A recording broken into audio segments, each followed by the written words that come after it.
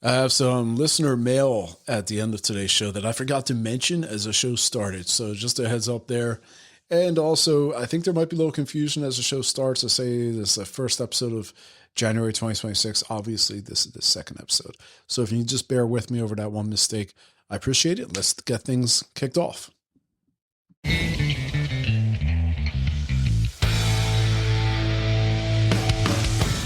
Light Pollution News, January 2026, knowledge availability. Here we go.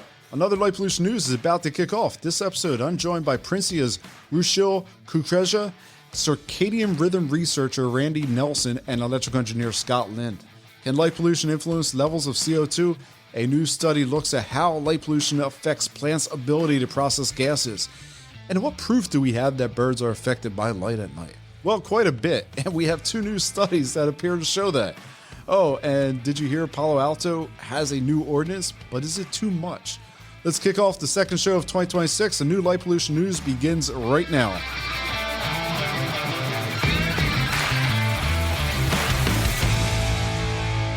Welcome to Light Pollution News. This is our first show of the new year. I'm your host, Bill McGeaney, and I want to thank you at home for joining me today. If you're a new listener, welcome. We do this show twice a month and cover all of the happenings in our nighttime world. Light Pollution News is a listener-supported show which relies solely on the support of you at home to get us by. If you're currently a supporter, thank you. And I'm sure you received this email from me at the end of the year. However, just to bring everyone else up to date, you currently are helping us cover 2/3 of our technical costs and about half of our overall costs. Your efforts help us grow. They help us cover our monthly bills ranging from software use, web hosting, podcast service, show editing, and much more. Light Pollution News is a process. The show kicks off at the start of each month, and it builds up to what you'll hear today, largely over the course of 3 weeks of effort and labor. So if you like what we do, why not support the show? You can learn more by heading over to our website and clicking on Support the Show. If you already are a supporter, thank you very much. You literally keep this show going. And lastly, if you hear anything you like or you don't like today, why not share it? You can always find all of the show links, the show summaries, show walkthrough over at our website, lightpollutionnews.com. So when you have a question, you see something on our social media and you say, oh, I wonder what that study was about, you can go directly to lightpollutionnews.com and click on the show link, which has all of that details right there. We packaged it up very nicely for you guys. Easy takeaways. Want to make sure that if you guys have any thoughts or questions on the material in there, you're able to actually reach it very easily. Welcome to the second show of 2026. I want to welcome back my guest this month. First up, Randy Nelson. Randy is the professor and chair in the Department of Neuroscience at West Virginia University. Randy Nelson is also the Hazel Ruby McQueen Chair for Neurological Research and executive director of the WVU Center for Foundational Neuroscience Research and Education, and the director of basic research for Rockefeller Neuroscience Institute. Randy, your CV reads kind of like a SEO script. It's pretty impressive. You're able to corner the market on neuroscience hashtags, I think. So, Randy, you've recently published a book that you just dropped on us at the end of last show, and it was called, Dark Matters. Dark Matters. That's a perfectly titled book. I love it. And you've published 500 papers over 12. Well, now you're at 13 books. Congratulations. And is that book out can anyone pick it up right now? Yes, you can go to the publisher's site, Oxford University Press site, and get it there. Or if you want to support a newlywed billionaire, you can go to Amazon. Congratulations on the new book. That's great stuff. Welcome back to Light Pollution News as well.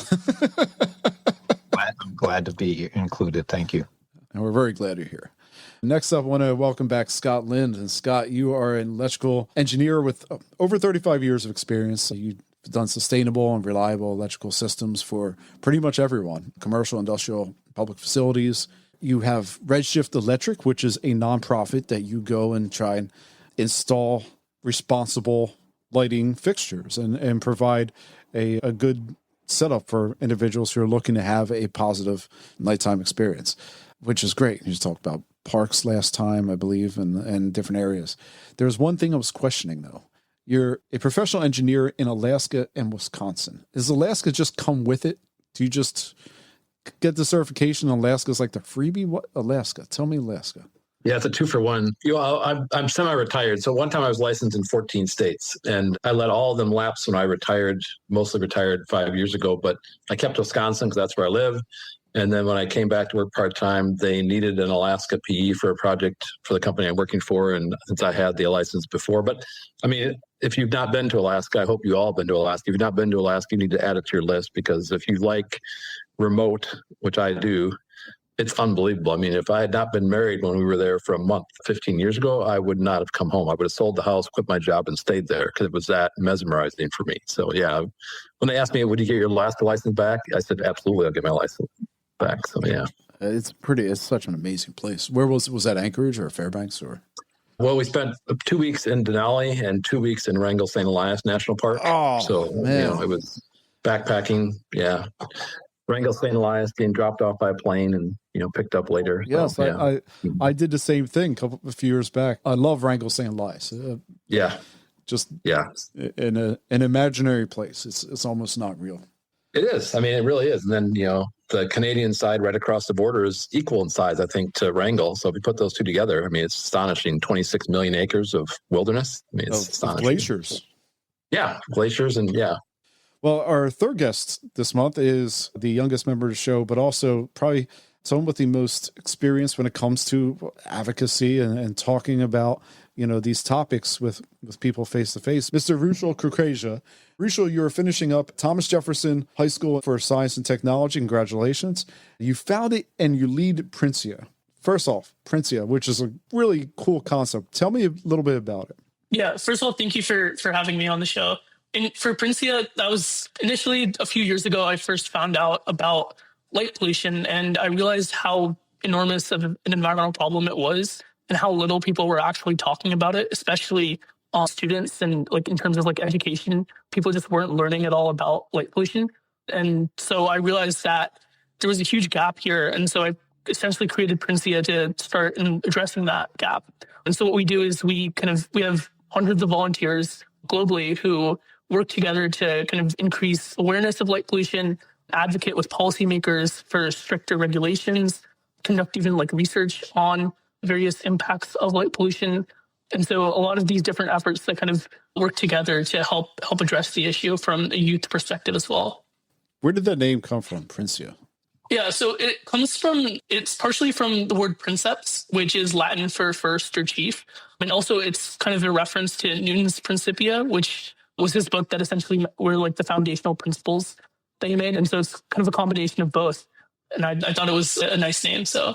And I noticed the structure of the group, it spans out across the whole country. You have individuals who are different board members and they take care of across the whole country. How have you seen the group change, and what are some of your hopes for this group as you continue to start going through your life? Yeah, I think initially when I started, I was 13 or 14 years old, and it was extremely difficult to get kind of anyone to actually listen to me.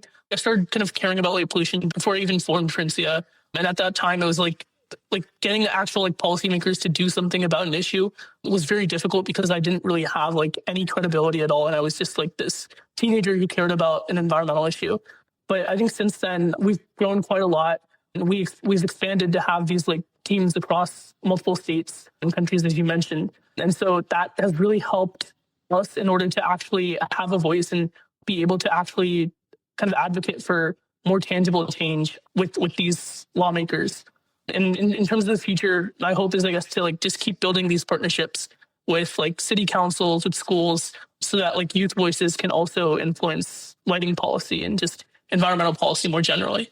Do you guys do meetups across different cities? Is that just something? Is it more something where it's a Discord group? You talk, formulate ideas, you help each other out.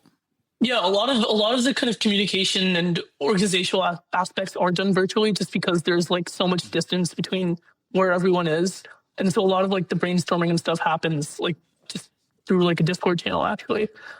I guess where do you see this? Where do you see this organization? In say 4 years, you're finishing up college. What do you hope that this organization is doing at that point? I think a lot of even what's happened so far was really unforeseeable. So there might be a lot of things that change in the next 4 years, but I definitely want it to continue to grow into just a global network that is able to make like even more like tangible outcomes, able to collaborate with scientists, with like state and also even like federal policymakers to actually like implement like real lighting reforms. And I think that would be, I guess, the goal, to just kind of keep working on the efforts that we have so far and scale those even further and even larger over the next few years. Yeah, Rushil, you've done great work. We're going to get into something here, and I'm gonna be interested in seeing your feedback on it. But let's kick off the show. And this is a pretty good warm up. If any of you ever wanted to actually go to the moon, well, if you head over to London right now, you can actually see the moon. It's right there. It's in London. It's on display at the Royal Observatory Greenwich in an exhibit called Mirror Moon, which is an artistic replica of our largest satellite, shrunk down to a nice bite-sized piece that you can actually walk over and touch. The exhibit is created by Luke Jerram and is a lunar replica utilizing topographic details from NASA mapping. So who's ready to go over and check it out? You guys don't have to be interested. It's up to you. I am interested. I checked out his other work too. Some of his work is really, some of his work at night, I was offended by, right? Because it was lights up into the sky. But his work is really interesting. I loved what I saw of his work. So yeah, I definitely want to see it. So this is not the case in the Lunar Moon exhibit. I think between shows, Scott, you brought up something that you were talking about with a young person out there looking to actually get involved with Princia and help out on some light pollution advocacy. And I don't think young people realize the impact that they may have in this world, right? Obviously, this isn't the case for you, Rushil, because you clearly have drive and you clearly were like, I'm going to try and have a positive impact. We went to Anchorage a few years back, and in Anchorage, they have this kind of the solar system walk. And essentially, a high school student went to the city council and said, I want to put up a sun and the planets all around town. And the city council was like, okay, sure, sounds great. And when you're walking through Anchorage in downtown, you have a sun right there in downtown. And then you have some of the closer planets still in downtown. And then once you get out by the airport, you have Pluto and Neptune out that way. And just being able to make somewhat of an impact, to have that kind of ability to say, hey, I had this idea and I want to try it. And in this case, it worked out. Yeah. Rushil, why don't you tell us about what's your motivational talk to anyone who's young, who's interested in this, who's maybe not even young. You're aspiring people who are way older than you. What's your inspirational talk here? What would your sales pitch be? Yeah, I guess just speaking from personal experience, initially it wasn't something that I did very lightly. It was difficult to actually make an initiative and actually start speaking to people who were so much older than me about something that I cared so deeply about. And so it's the first step is always really difficult, and it's not something that anyone will be able to cross immediately. But I think if you actually put your mind to it, and if that's what you're if it's for something that you're really passionate about, I think you will be able to kind of make that step. And every person, regardless of their age or any other attribute, they do have that ability to make an actual change in whatever it be, whether it be in policy or just in societally how people view an issue. But I think anyone can definitely make a difference. And that's something that people don't think too much of when they're thinking about what they themselves can do. Before I move away from asking you questions about Princia and your experiences with it, I guess what would the strongest skill that you gained in this process? I'd say probably the kind of largest skill that I've gained is the ability to translate with the issue with different types of people. So not in the literal sense of translating between actual languages, but being able to communicate the issue in different ways, whether you're talking to a policymaker or a scientist or a student or just a resident who's asking about their own lights, and being able to, without undermining the issue at all, make sure that they understand coming from their perspective how important it is to whatever they're working on, and how what they're doing can make a difference as well. That's great words. That's a great skill. That is a crucial skill. Absolutely. Yeah. Yep. It's definitely a hard one to master. So that's a good one to have. There's the one piece of news, well, a couple pieces of news here that I'm going to throw in that weren't actually on the script. And the reason being is because they just happened. But I think, Rushil, you'll probably be more in tune with it. So I don't think these are surprise items, except for maybe you, Randy. There is some space news this month, and by the time you listener hears it, it may already have passed, but I want to bring it up. Dark Sky International released an open letter to the venture capital partners of the satellite company, Reflect Orbital. You'll recall that Reflect Orbital plans to launch an array of thousands of small satellites to reflect sunlight back to Earth for a variety of reasons, primarily cited at the moment as a way to aid solar power plants. There have been much consternation and discussion about this online in various forums, and I know some news sources, whereby the current consensus doubts the effectiveness of the plan to meet its stated goal, of which you can learn all about that in the December episode we had this year on Dark Turns.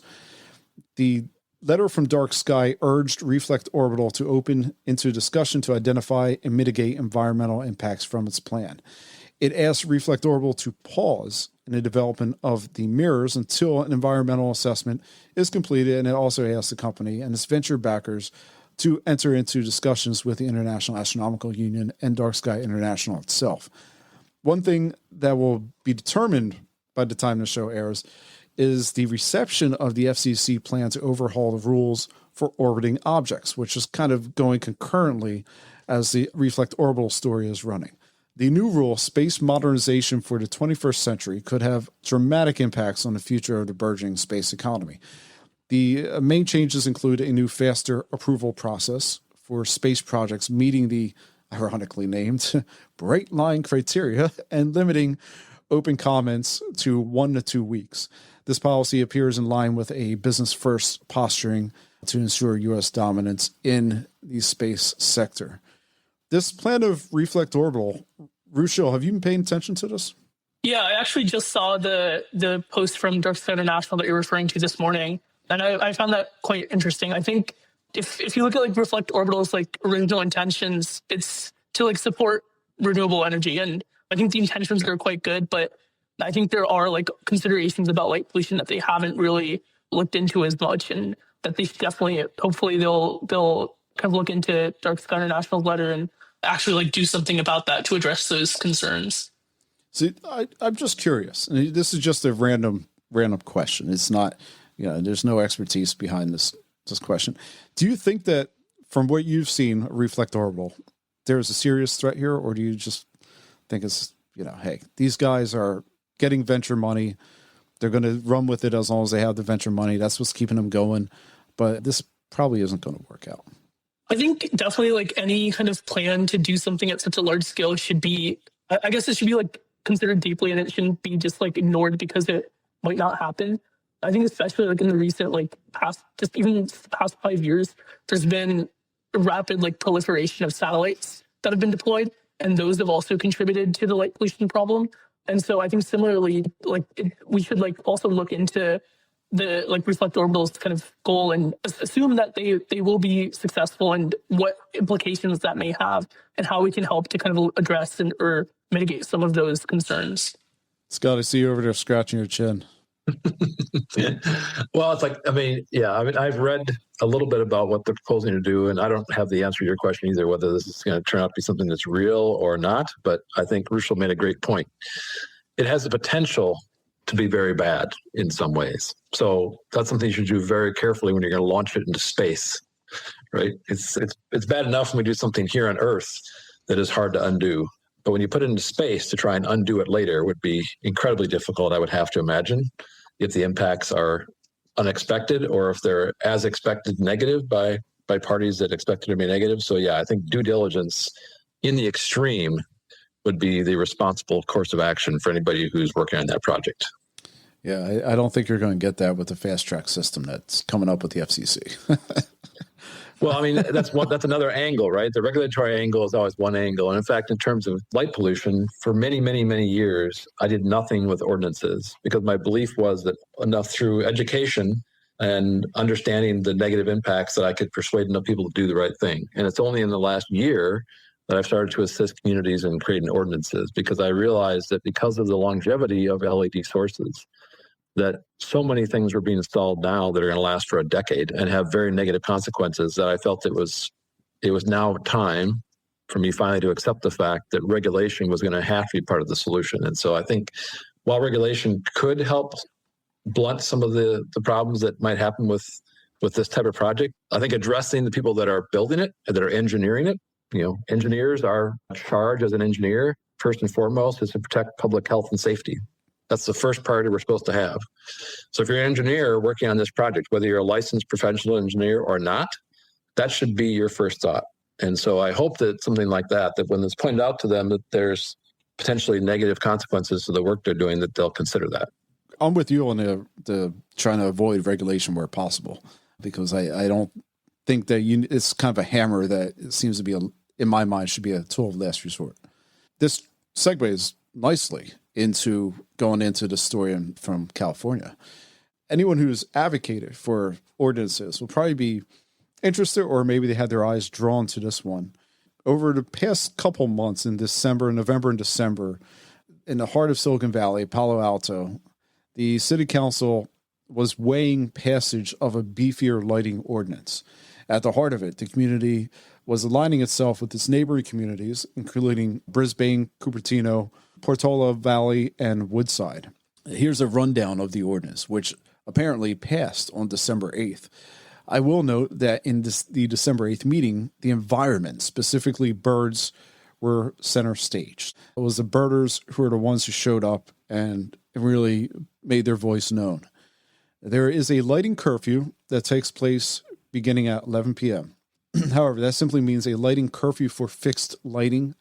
So you can have motion lights that can be on for upwards of 5 to 10 minute max. That said, given the impossibility of enforceability of that time span, it probably doesn't matter how long that motion sensor stays on. I can't imagine them being able to enforce a 5 to 10 minute max motion sensing rule. But the light curfew is in place for fixed lights. So that's saying that you can't have a dedicated light aiming at your neighbor's house all night. Businesses have some exceptions, including that they're able to keep their fixed lights on for an extended period of time past close. So it's upward of 2 hours past closing. And that's for supposedly staff's comfort. I also believe that businesses are free to use motion lights at will. So that's something that wasn't really talked about much, but I believe that they're party to the motion lighting rule. The lighting color temperature has a requirement of 2700 Kelvin, and the fixtures need to be fully shielded. And then light trespass has to be 0.1 foot candles.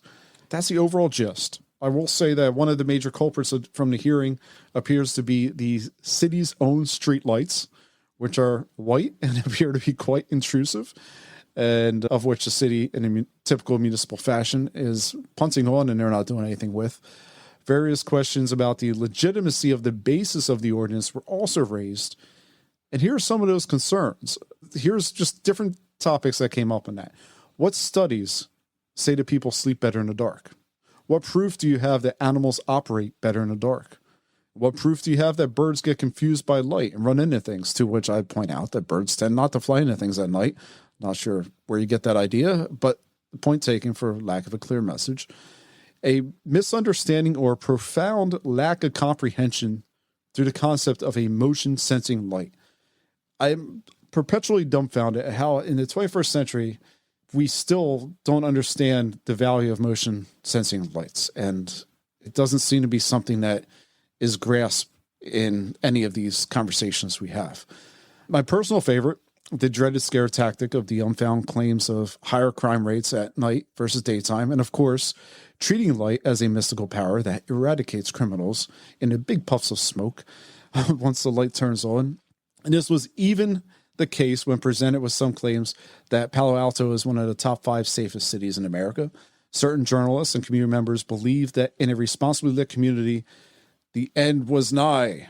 And as one commenter put it, if lights are so bad, how do people at higher latitudes survive? Which is a perfectly valid question, I might add, to which I would temper that LEDs have introduced new levels of intensity that were not apparent to people 15 years ago. Randy, how do people survive in the summertime in higher latitudes? They just adapt. I mean, I think they adapt. That's the best thing I can say. I mean, I was above the Arctic Circle a couple of years ago in Norway, and you know, the people started their workday at 4 a.m. There was construction going on next to the hotel. It's like, yay, we're going to work until 10 tonight. And it makes up for during the dark part. We talked about circadian rhythms last time and how our rhythms tend to be not quite 24 hours. Animals like caribou, reindeer, have exactly 24-hour free-running rhythms. So they've adapted to this. I don't know how people have done it, and they haven't been there that long, really, evolutionarily speaking. So I would guess they don't adapt very well. The mood disorders in those latitudes are strong. And if you look at, let's call it self-medication with alcohol, the northernmost regions of Europe are famous for alcohol consumption. So I don't know. Another correlation. Yeah, that's a question I was just curious about because I saw that there and I was like, you know what? I don't know the answer to that. That's a great question. How do people's circadian rhythms survive when it's, light for in excess of, 10 plus hours a day? There seems to be an educational gap for many of these other questions. For instance, like the birds, they don't get confused at night. And I don't know if this was purposeful educational gaps. I'm sure, Randy, the question of what studies say that people sleep better in the dark probably, piqued your ears a little bit. Jill, do you encounter a lot of this when you do your outreach, or Scott, do you see a lot of this when you do your outreach? Yeah, I think definitely. Like you said, a lot of these questions have settled answers in scientific research. It's just that education lags so far behind. And I think part of it is just schooling even. I've known about air pollution since first grade or even earlier because it's taught so often in the schools. But light pollution, I've never heard of the teacher even mention light pollution. And I personally didn't hear about it until just a few years ago. And so I think there's this huge kind of education gap where people just don't know that this is even a problem. People have tended to culturally and historically associate light with progress and safety and innovation. And because of that, and because of not being exposed to any of the other side of light, they just assume that it's all positive and they don't even think about it. Yeah, I think a general skepticism on the part of many people towards science in general on any topic right now doesn't help that problem.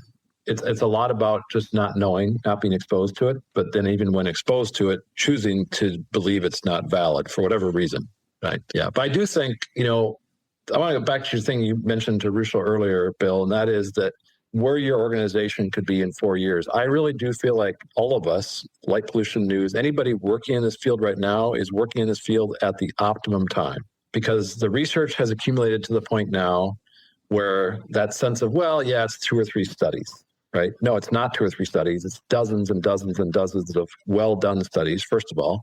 Secondly, the technology that's available now, just the warm color spectra lights that I'm installing that weren't available to me 10 months ago, right? Buying an 1800K fixture off the shelf from a large manufacturer and installing it wasn't even an option for me. There were niche manufacturers making these things that I could find them, but that's more and more. 2200K is becoming widely available from many manufacturers. So the technology exists. The controls technology keeps getting better. The research keeps piling up. I really think we're at the opportune time now to be advocating for change because I think momentum is clearly in the right direction. And so what I tell people is I'm just trying to accelerate the change as quickly as possible to avoid the installation of very bad things that'll be around for a decade. But I think we have the perfect opportunity here to make really big progress in a relatively short period of time. Some of the items in the Palo Alto ordinance included a 0.1 lux light trespass rule. 0.1 foot candle, right? Yes, I'm sorry. And one of the people voicing their concerns saying there's no way, you even know what that means, there's no way you can, that's going to jive. People aren't going to like that. Well, I just had that same discussion with the ordinance that I'm helping to edit here in Wisconsin. And the answer I gave them to that was the brand new IES standard for parking lots, RP8, was just published, RP8 25. The average foot candle level for a parking lot in any lighting zone right now, the recommended practice is 0.2 foot candles. So if you allow light trespass at the property line, anything higher than 0.2 foot candles, what you're saying is you're going to allow your neighbor to light at least a part of your property to the recommended practice for a commercial parking lot. Is that what you really want? So that and by the way, that standard up until this edition was 0.2 minimum, and the uniformity ratios were calculated from max to min. And so I did a design this summer for a senior housing facility where I designed to the IES standard minimums. And so I had to achieve, to meet the standard, 0.2 foot candles in the darkest corner of that parking lot, which I did, and kept it at the minimums. And all the residents love it because it's very, very uniform. It's got almost a 2-to-1 uniformity ratio, max to average. When I redid that calculation under the new standard, that parking lot on average is twice as bright as the new standard calls for. So that change alone, if it's followed, can have a big positive impact on how much overlighting happens. But I use that analogy, and that's the analogy I would say in any debates about ordinances. If you're allowing anything higher than 0.2 foot candles at a property line, that's the standard for a parking lot per the experts that make recommended national standards. So if you're happy with that, then I guess you should go 0.2 or higher. But if you're not, then you should consider going lower than that. There was a person who wrote a piece wondering, if Dark Sky had ulterior motives and was trying to make money off of these ordinances because she was so astounded that light could be impactful on anything. Is there a tendency to have too much blowback when you have a strict ordinance? I think for any problem at all, I think you can solve it either socially or legally or a combination of both. And I think really it's the combination that works best, because if you try to do it just socially, there will still be actors who aren't people who aren't acting in good faith, who are going to continue to cause harm, or people who just don't understand that they are causing harm maybe. But I think at the same time, if you have legal regulations in place, but if you're able to communicate to the constituents how and why those regulations are actually important, I think that can help address the issue. Or instead of just putting arbitrary rules, actually making sure that they understand why this is so important and then following through with those laws, I think that would be kind of the best practice in my opinion. The whole idea behind some of these ordinances, in this case, is really driven by ecology, but I feel like a lot of them are driven by light nuisance or light as a nuisance. If that wasn't the case, if people were simply good neighbors, would any of these ordinances gain traction? It's a good question. I mean, do people care about anything other than their own impacts on their property to themselves, you're saying? If it was just about birds, just about insects, I will tell you that the other most common thing I hear when I give presentations to a group, second to headlights, is somebody always talks about the street light shining in their window. And I do think that personal experience is the number one thing for most people. So you're probably right. If the ordinances were there only to protect the other species or to prevent overall public health improvements because of the circadian disruption, as opposed to keeping the light from shining in my window, maybe they wouldn't gain traction. And Palo Alto is a rare exception, right? Most places, there's no place on the East Coast, I don't think, that will be able to talk about birds and be able to pass wholesale ordinances outside of maybe Cape May, New Jersey. It's just not something that you can really get out of it's a very California thing, especially Palo Alto, I guess. Well, we're trying to do it in Wisconsin too. So I don't think it's just West Coast. We're trying to do it in Wisconsin as well. So great. We'll have you back on here, Scott, when it happens. I can't wait. Yeah. Elsewhere in the policy front, we have Rehoboth Beach, Delaware, which is looking to consider if it should implement a dark sky ordinance this month. A resolution was adopted 4 years ago, back in 2021, and they haven't really moved much on it. Skagway, Alaska. If any of you guys have ever taken a cruise up through Alaska, you're probably familiar with Skagway. The Assembly passed the Responsible Outdoor Lighting Policy for city-owned properties, which included a gem of a quote from Assembly member Jonathan Hillis, who proposed the rule. The idea is to limit our unnecessary light trespass. That's what the fancy people call light that shines beyond where it's needed. And another community is tackling light trespass, and that's Deschutes County in Oregon for its unincorporated communities, which implemented a prohibition on light trespass that's scheduled to go in effect on December 23rd. That makes a little more sense. For you listening at home, is your community considering an ordinance on light trespass? If so, I'd love to hear. Why don't you share it with me via the email, bill@lightpollutionnews.com. The big news this month in ecology came from Nature, whereby researchers showed that artificial light at night is actually disrupting the natural systems used for absorbing CO2 In fact, the constant drone of our glowing urban and suburban areas are overwhelming plant life, stressing them to increase their rate of nighttime respiration, effectively releasing CO2 into the night. Researchers found that a circadian disruption is occurring for both plant and microbe life. Rather than seeing a decrease in metabolic activity, plants are staying active at night. Leaf pores tend to stay open longer, promoting water loss and respiration. In addition, the light is causing increased microbial decomposition, which is driven by increased soil microbe activity. Researchers utilize FluxNet 2015, which is a global network of eddy covariance towers, measuring CO2 concentrations, wind speed, temperature, humidity, and solar radiation. They looked at data from 34 sites across North America and 52 sites in Europe, referencing that against the satellite nighttime light intensity measurements.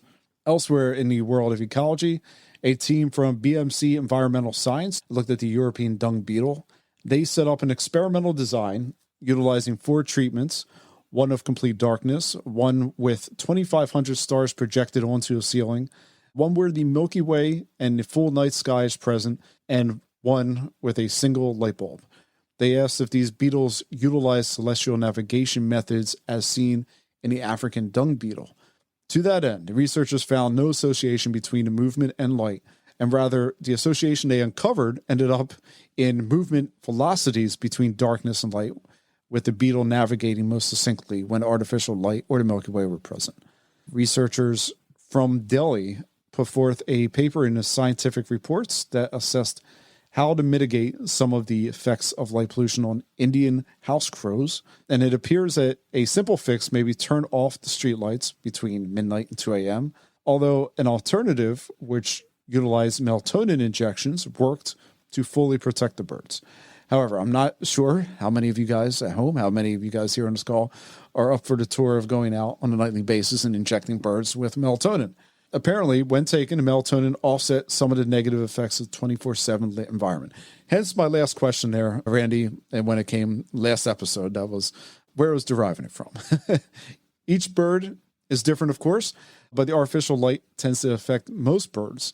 In the case of these crows, light reduced their overall sleep duration. It affected their mood, believe it or not, by causing them to eat less, preen less, and their feather picking increased. The 24/7 lit environment thus unsurprisingly affected the crow's cognition and decreased the melatonin levels of the birds. The study assessed brain function by performing autopsies on all of the birds analyzed. I should note that while the 2 hours of unlit time did improve the bird's overall body and brain health, it wasn't a complete success. Light emitted as low as 6 lux impacted the birds. This level of brightness is equivalent to that of a nightlight. The full moon, for example, I think is around 0.3 lux. So yeah, we have a study.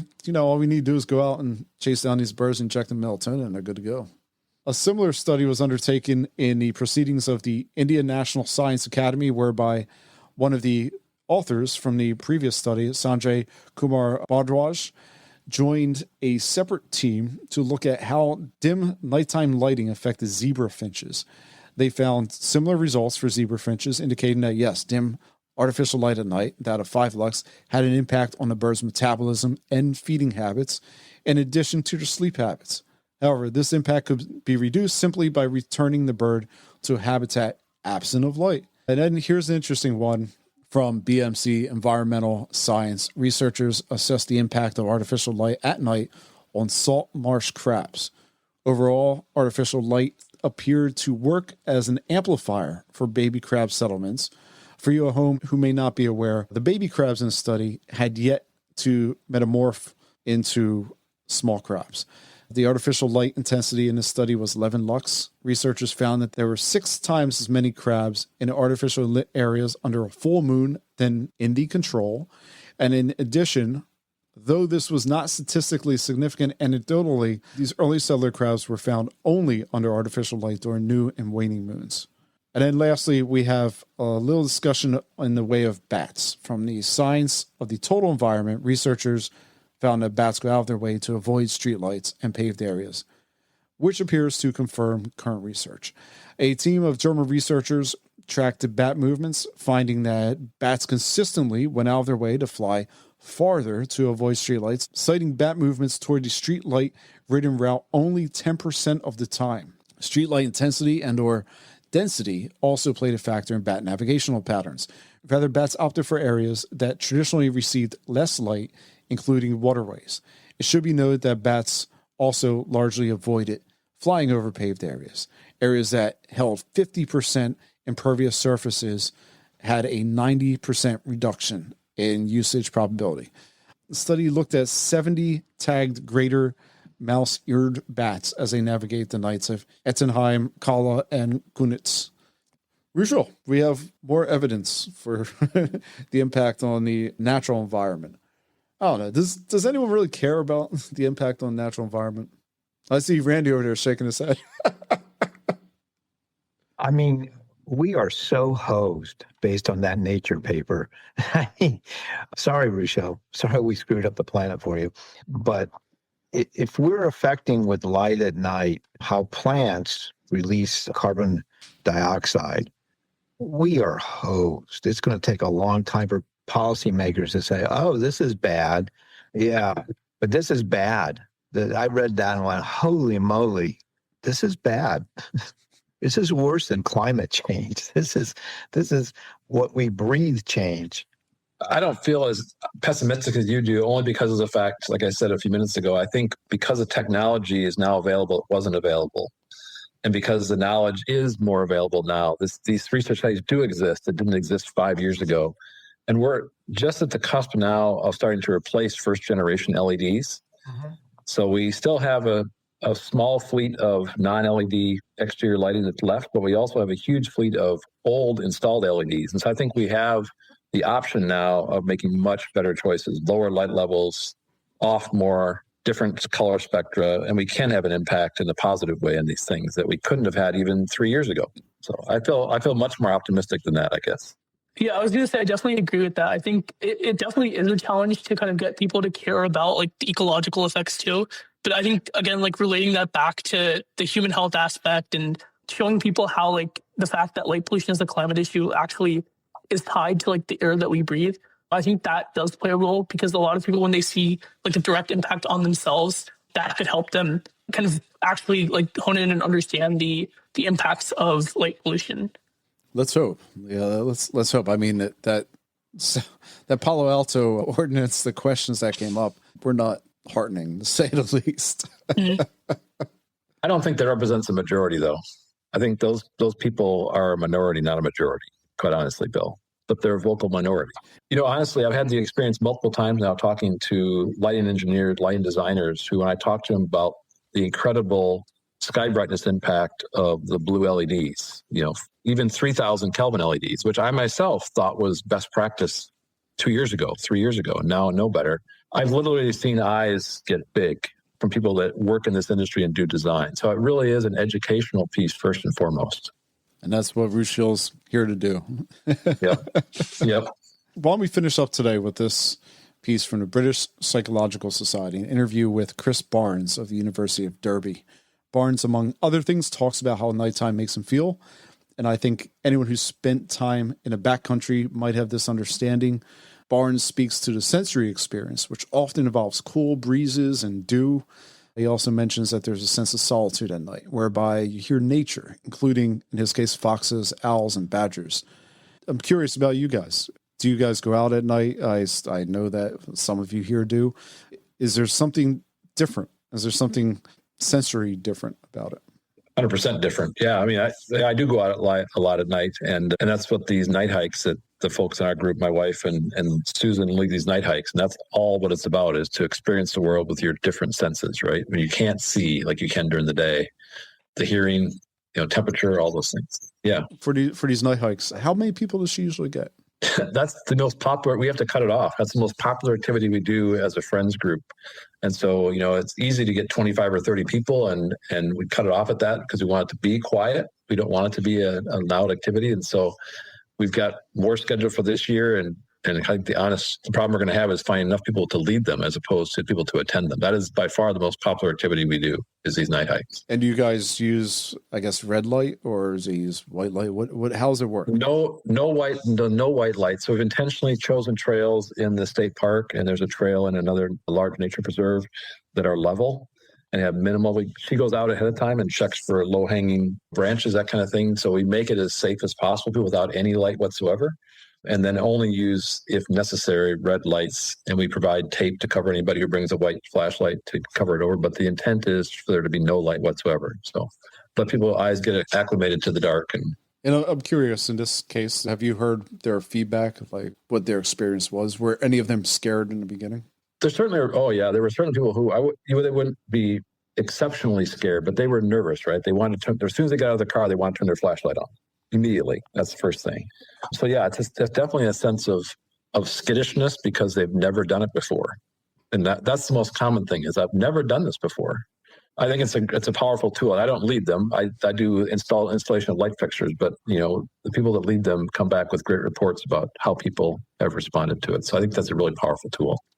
Yeah, the night hikes are, I think, probably a great outreach tool. Although they're not easy. Here it's difficult to do because we have culls that happen during the wintertime when you want to kind of do night hikes. So you have deer culls that take place, which kind of make, it's not a great time to go hiking at night.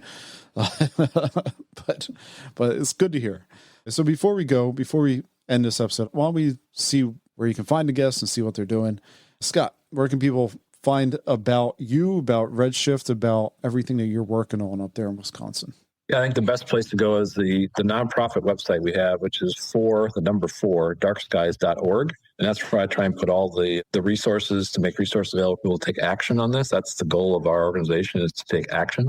Education is a small part of it, but we try and provide the tools to let people actually install fixtures that are better. That's our target. And Randy, where can people find about the new book, The Dark Matters, right? Dark Matters. They can see it any place they buy books. You can get it from the publisher, Oxford University Press website, or you can get it at Amazon. And Dark Matters, just a little snippet on that. What's that about? Well, basically, it just goes through the evidence for the health effects of being exposed to light at night, focuses on all sorts of like social jet lag, regular jet lag, night shift work, that sort of thing. And then also has recommendations for mitigating those effects. Excellent. I'll definitely pick up the book. And Rushil, if folks are interested in learning, joining, or participating in Princia, how do people learn more? Yeah, there's a lot of information about Princia on the website, princia.org. And on the join page of the website, there's also an opportunity for students to join the organization. We're always welcoming more and more people. It's such a cool organization. Great work. Congratulations on everything you've accomplished thus far. That's awesome.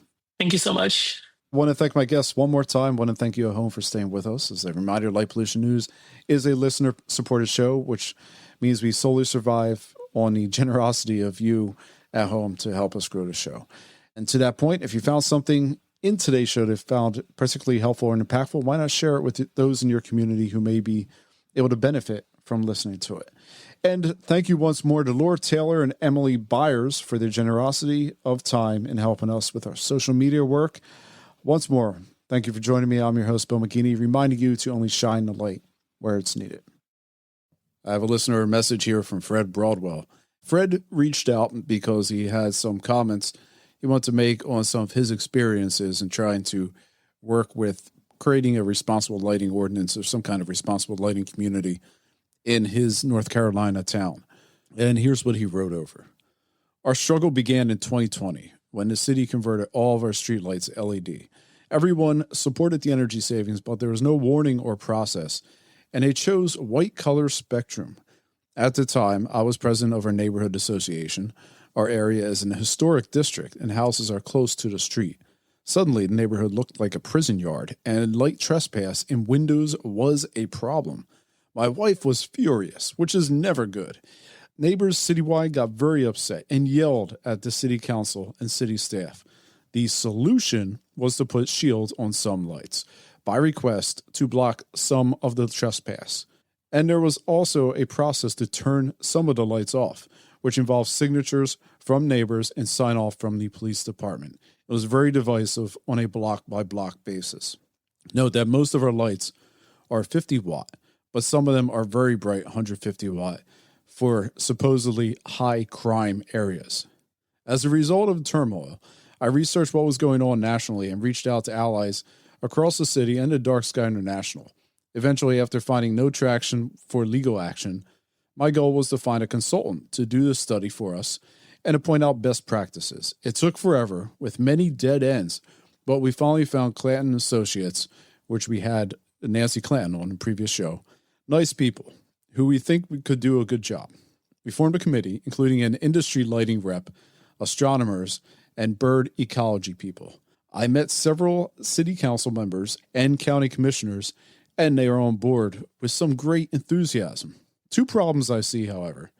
Jurisdiction over streetlights is with our transportation department, even though the issue touches planning, police, sustainability, etc. Transportation staff are not receptive to community input. The police department wants more and brighter lights everywhere. So as a result, I've tried to get this up to the city manager level with the help of elected officials. The second issue is that we just rewrote a comprehensive plan and are doing our unified development ordinance. A consensus among city staff and elected people is emerging to insert dark sky language in a new UDO, which is good. On the downside, however, it complicates our message about streetlights, which are not covered by the UDO. The planning department is on board with dark sky rules, but has no opinion on streetlights.